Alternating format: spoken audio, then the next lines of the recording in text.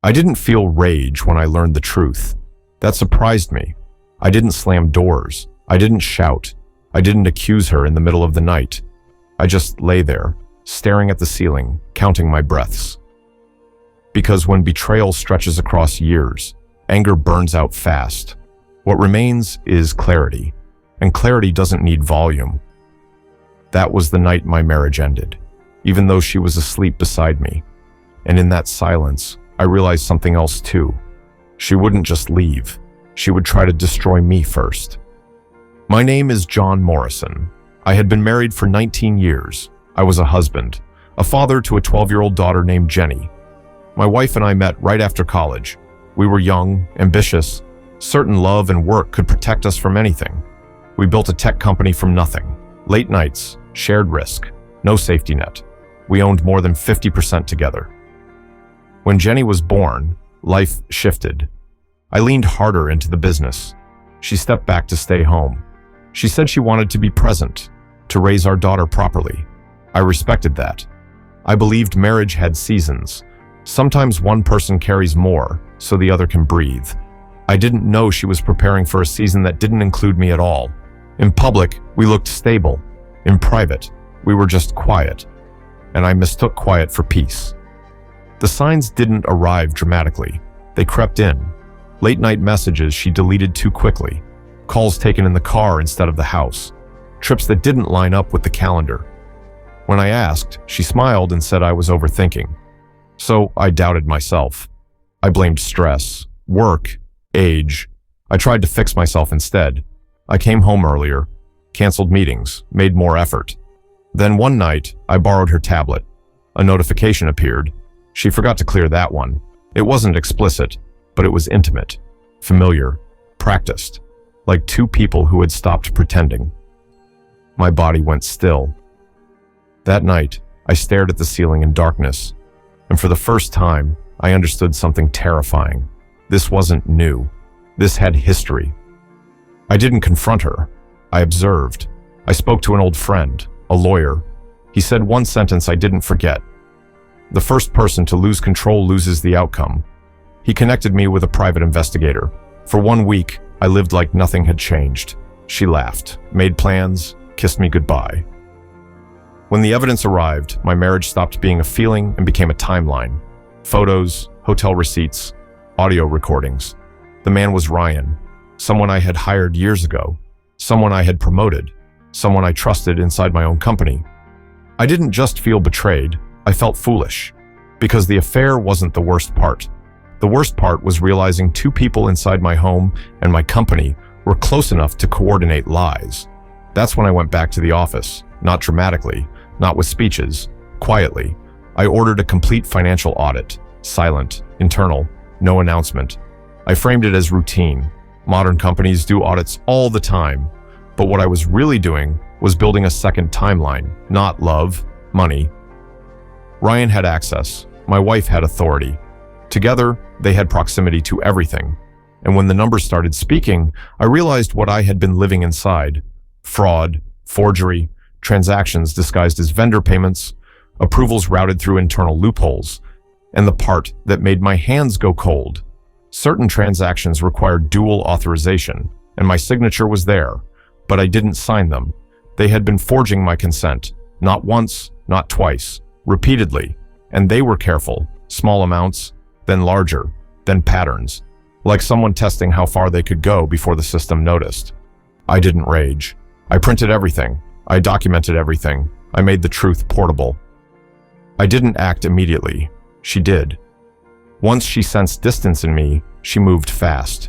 She told friends I was unstable, that I was obsessed with work, that I had anger issues. Her parents stepped in quickly. They called me controlling, emotionally absent, unsafe. She told people I was cheating, that she had proof she never showed. At work, she hinted to employees that I was being pushed out, that the company would be safer without me. She didn't need facts. She needed a story. Because if she could make people doubt me, then when the truth arrived, it would arrive already damaged. And my daughter heard pieces of it too. Not the details, just the poison. I stopped asking why, because betrayal doesn't need motivation, only opportunity. And now I understood something important. This wasn't just emotional, it was strategic. If they were forging signatures, they weren't planning to share the future with me. They were planning to remove me from it. So I built control the same way I built the company, quietly, legally, methodically. I started buying the company's public shares, not through shortcuts, not through friends, through secure, documented transactions, registered according to state law. I didn't do it in one day. I did it across weeks, and I didn't announce it. I let everyone keep assuming the ownership structure was unchanged. While my wife was busy creating a narrative about my instability, I was creating something stronger than narrative, a vote, a veto. I invested more money into the company too, not like someone trying to impress a board, like someone building an unmovable foundation. And slowly, the numbers shifted. Until one day, I looked at the ownership reports and felt a calm settle in my chest. I owned more than 50%. I had sole veto power. That meant something simple. No one could remove me. Not my wife, not Ryan, not a board meeting full of noise. Only law could touch me now, and law didn't care about emotions. It cared about documents. With the audit, with the proof, with the signature trail, with the fraudulent approvals. I informed federal agents. I didn't dramatize it. I sent evidence, organized, indexed, time-stamped. I didn't ask for revenge. I asked for investigation. Because if they forged signatures, they didn't just betray me, they broke laws. And laws have weight. I watched my wife in the evenings. She still smiled sometimes, still acted like home was home. But I knew the truth now. The person next to me was capable of stealing my life and blaming me for the theft. And that knowledge made everything feel strangely quiet. Then, opportunity arrived in the form of Trip. Ryan took leave. My wife had a conference. Their schedules aligned too perfectly. I didn't stop them. I let them travel. Because sometimes, the best proof is letting people believe they're safe. When they returned, I didn't confront them at the airport. I didn't send long texts. I sent one thing: divorce papers. Not as a threat, as a statement. This is over. And the moment those papers landed, she panicked. Not emotionally, strategically. Because now she knew I was no longer controllable. She called an emergency board meeting. And that's when I understood her plan. She was going to frame me. She alleged I had done forgery, that I had manipulated accounts, that I was trying to cover it with divorce. She sat in that room and tried to make me the criminal. Ryan backed her up. He played his role perfectly, concerned, professional, saddened, like two people performing a tragedy they had rehearsed. The board looked at me, and I stayed calm because my anger would have been her evidence. So I spoke slowly, and I showed them the truth, not all at once. Step by step, cheating, hotel timelines, audio recordings, then the audit, then the forged signature trail, then the vendor payments, then the approvals routed through Ryan. The room changed, not dramatically, but you could feel it. People stopped looking at me like a problem and started looking at them like a risk. My wife tried to laugh it off. She said it was all lies, that I had fabricated evidence. Then she attempted her final move. She said she would use veto power to remove me. She turned to the board as if she still had control, and that's when I ended it. Without raising my voice, I slid one document across the table. Ownership records, updated, registered, legal. I owned more than 50%. I had sole veto. The silence in that room was the loudest sound I had heard in years. My wife stared at the paper like it was an insult. Ryan tried to speak. They alleged the documents were fake. They said I was cheating. I didn't argue. I just said the truth. These transactions are registered and lawful. They're documented according to state law, and your fraud is documented too. Then I did the thing they never expected. I fired them.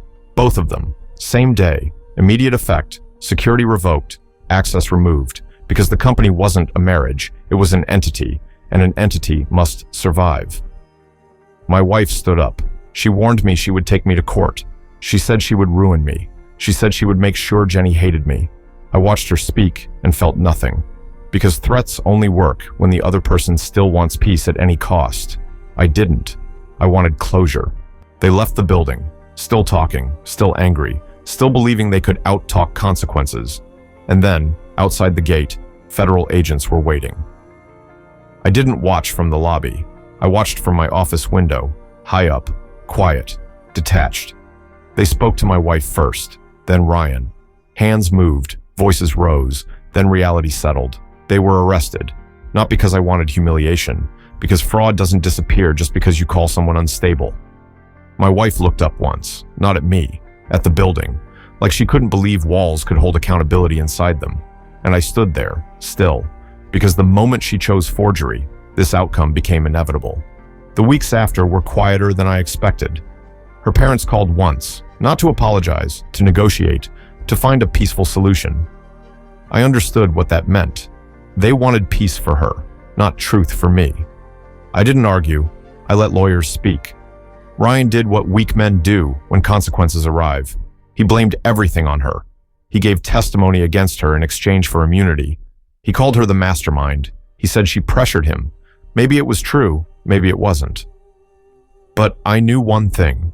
If he could sleep with my wife and steal from my company, he could also betray her the moment it benefited him. Betrayal was his only skill. The divorce finalized. The prenup was clear. She got nothing. No shares, no payout, no access. She lost everything because she tried to take everything. And Jenny didn't choose sides immediately. She watched. She listened. She noticed who stayed calm and who kept lying. At first, she was confused. She asked if I hated her mother. I told her the truth. I don't hate her, but I can't protect her from consequences. Jenny struggled with that, because children want simple stories. Good parent, bad parent. But life doesn't give that. Life gives people who make choices, and choices have outcomes. Slowly, Jenny began asking better questions. Why did Mom lie? Why did Grandpa say you were controlling? Why did Ryan disappear? And every time she asked, I answered calmly, with facts, no insults, no poison. Because I wasn't competing for my daughter, I was earning her trust back. One evening, months later, Jenny stood in my doorway and said something I will never forget. Dad, did you know she was going to blame you? I nodded. She swallowed hard. And you still didn't yell? I shook my head. No. She stared at me for a long moment. Then she said quietly, "That's why I believe you." Today, Jenny is in college. We talk often. We don't talk about betrayal every day. We talk about classes, friends, plans, normal things. And sometimes, once in a while, she asks about the past. Not because she wants drama, because she wants understanding. And I give her that, because I'm still her father. My wife lost everything, not because I punished her, because she built her life on lies and expected the world to accept them as truth. But truth is patient. Truth waits. And when truth arrives, it doesn't shout.